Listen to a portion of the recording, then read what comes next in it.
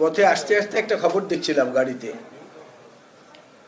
যে তুরস্কের এরদোগানের দলটির নাম হচ্ছে একে পার্টি, আপনারা জানেন। পাকিস্তানের ইমরান খান সাহেবের দলটির নাম হচ্ছে তেহরিকে ইনসাফ।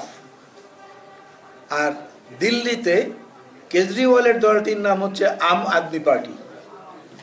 তিনটাই কিন্তু বাংলাদেশের সীমানার বাইরে, বাংলাদেশের ভেতরে না।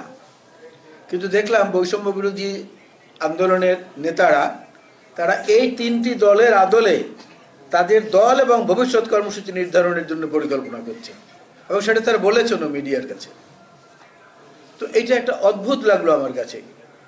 যেই প্রজন্ম এই মাটিতে জন্ম নিয়েছে, আমাদের আলো বাতাসে বেড়ে উঠেছে, আমাদের মায়ের স্তন্যপান করেছে, বাবার আদর পেয়েছে, ঝড় বৃষ্টি বাদল সবকিছুকে উপেক্ষা করে, শীত গরম সবকিছুর মধ্য দিয়ে এই মাটিতে লালিত পালিত হয়েছে, তাদের কাছে বিদেশি নেতাদের মতবাদটা এত জনপ্রিয় হলো কেন?